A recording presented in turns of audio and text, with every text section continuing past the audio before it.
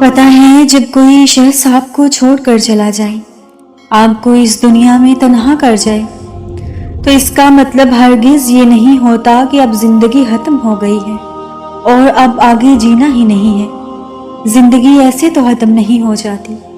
یاد رکھو کہ جب دنیا ہمیں بیچ راہ میں چھوڑ کر چلی جاتی ہے، تب بھی اللہ ہمارے ساتھ ہوتا ہے۔ جب ساری دنیا ہم سے منہ پھیر لیتی ہے، تب بھی میرا اللہ اپنی رحمت کی چادر پھیلائے ہمارا منتظر ہوتا ہے۔ تو یہ زندگی کسی کے لیے نہیں تو اپنے رب کے لیے تو جینی ہے نا۔ کیوں نہیں سمجھتے ہیں آپ کہ اللہ نے ہر چیز کا وقت مقرر کر رکھا ہے، ہر چیز کا، ہر بات کا ایک حقیقت جو اللہ آپ پر واضح کرتا ہے لوگوں کی، اور وہ حقیقتیں واضح کر کے ان لوگوں کو تم سے دور کر دیتا ہے۔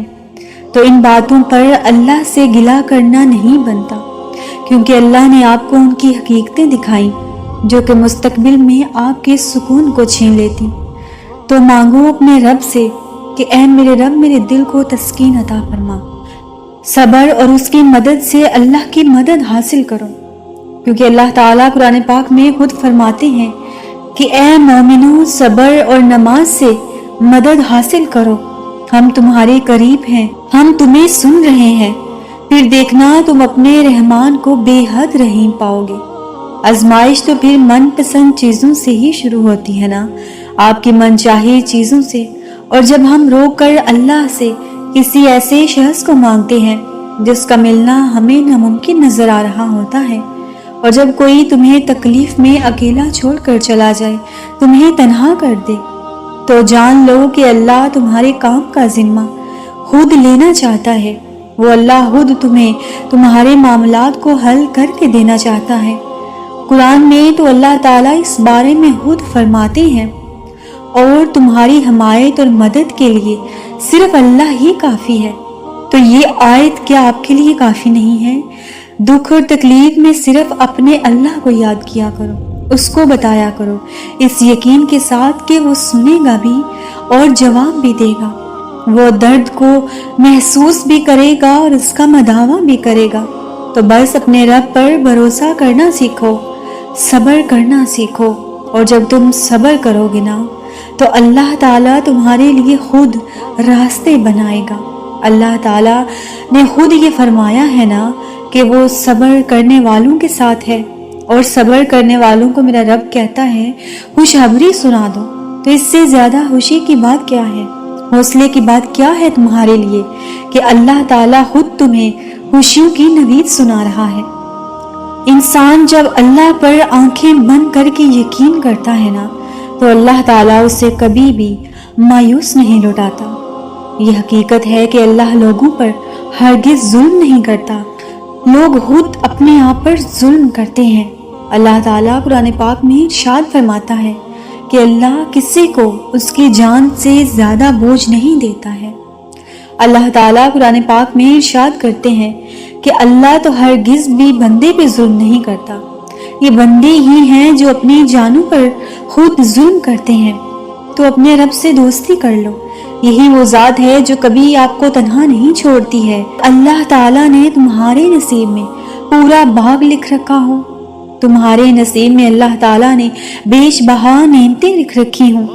قرآن پاک میں اللہ تعالیٰ خود فرماتے ہیں کہ ہو سکتا ہے کہ ایک چیز تمہیں ناگوار گزرے اور وہی تمہارے لیے بہتر ہو، اور ایک چیز جو تمہیں پسند ہو وہی تمہارے لیے بری ہو۔ تو اس لیے اپنے رب پر بھروسہ کرو، بے شک وہ کچھ جانتا ہے جو تم نہیں جانتے ہو۔ تو جب اللہ تعالیٰ آپ کی زندگی سے کوئی چیز یا کوئی شخص چھین لیتا ہے نا تو بس اپنے رب پر اتنا یقین رکھو، کیونکہ ایک دن اللہ تعالیٰ آپ کو اس سے بھی بہتر عطا کرے گا۔ جو اللہ نے تم سے چھین لیا ہے نا تو میری بات لکھ لو، وہ کبھی بھی تمہارے حق میں بہتر نہیں تھا۔ جس شخص کو اللہ نے تم سے دور کر دیا ہے نا وہ تمہارے لیے ٹھیک نہیں تھا۔ اس کی دو صورتیں ہو سکتی ہیں کہ یا تو یہ تم پر آزمائش ہو سکتی ہے یا تم پر یہ ایک بہت بڑی مصلحت۔ تو اپنے رب کی مصلحتوں کو سمجھو اور سب کچھ اس کے سپرد کر دو، اور جس معاملے کو ہم اللہ کے سپرد کر دیتے ہیں نا اللہ تعالیٰ اس پر کن فرما دیتا ہے، اور اس پر بار بار سوچنا ایمان کی کمزوری ہے۔ اس بات پر بار بار یقین کا ڈگمگانا بھی آپ کے ایمان کی کمزوری ہے۔ اللہ تعالیٰ کہتا ہے کہ جب تم میری چاہت کو اپنی چاہت بنا لیتے ہو نا، تو میں پھر تمہاری چاہتوں پر بھی کن فرما دیتا ہوں، کیونکہ میرا رب بے حد رحمان و رحیم ہے۔ اللہ تعالیٰ خود تمہیں وہ چیزیں عطا کرتا ہے جو تم بار بار اس سے دعاؤں میں مانگتے ہو، اور کبھی کبھار تو ہم تھک کر یہ سوچنے لگتے ہیں کہ اے اللہ، کیا میں اتنا گناہگار ہوں کہ میری کوئی بھی دعا قبول نہیں ہوتی، یا مجھے کتنا صبر کرنا پڑے گا؟ تو قرآن پاک میں اللہ تعالیٰ خود اس بات کا جواب دیتے ہیں، تم کیا جانو کہ شاید اللہ کے وعدے کا وقت قریب ہی ہو۔ اور پھر جب ہم یہ کہتے ہیں نا کہ لیکن لگتا ہے کہ تم مجھے بھول گیا ہے یا اللہ، تم مجھے نہیں دیتا تو سب کو دیتا ہے، تو پھر اللہ تعالیٰ دوبارہ قرآن پاک میں جواب دیتے ہیں کہ تم مجھے یاد کرو، میں تمہیں یاد کرتا رہوں گا، اور بے شک دلوں کا سکون اللہ ہی کی یاد میں ہے۔ اللہ تعالیٰ فرماتے ہیں کہ اے نبی، میرے بندوں سے کہہ دیجئے، جب یہ میرے بارے میں تم سے سوال کریں تو ان سے کہہ دو کہ میں تو تمہارے قریب ہی ہوں، سب کچھ سن بھی رہا ہوں اور سب کچھ دیکھ بھی رہا ہوں۔ میں تو ان کی بھی پکار سنتا ہوں جو مجھے پکارتے بھی نہیں، میں ان کو بھی جواب دیتا ہوں جو مجھ سے سوال بھی نہیں کرتے۔ تو اپنے رب پر امید رکھو، اللہ تعالیٰ تمہاری ساری دعائیں سن رہا ہے، اور جب اللہ پر توکل کیا جاتا ہے نا، پھر یہ نہیں سوچا جاتا کہ جو مانگا ہے وہ کب اور کیسے ملے گا، پھر بس انتظار کیا جاتا ہے ان لمحوں کا کہ اللہ کب عطا کرے گا، اور ان لمحوں کا انتظار پورے اعتماد سے کیا جاتا ہے، کیونکہ جس سے تم نے مانگا ہے نا، وہ ساری دنیا کا بادشاہ ہے، اس کائنات کا، اس آسمان اور اس زمین کا بنانے والا ہے۔ تو اللہ تعالیٰ تمہارے ناممکن حالات کو بدلنے پر قادر ہے، وہ تمہیں وہ سب کچھ دینے پر قادر ہے جو تمہیں تمہارے لیے ناممکن لگتا ہے۔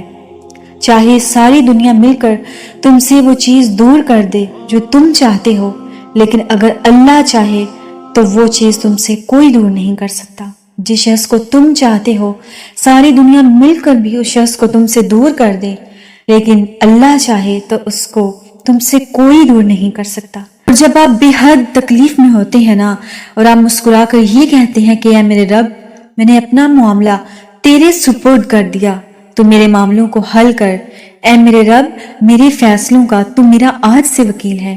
اے میرے رب، اپنی عدالت سے مجھے انصاف دے۔ اے میرے رب، اپنے خزانوں سے مجھے اس شخص کو عطا کر دے۔ اس لیے اپنے رب سے مانگا کرو، وہ میرا رب دینے پر قادر ہے۔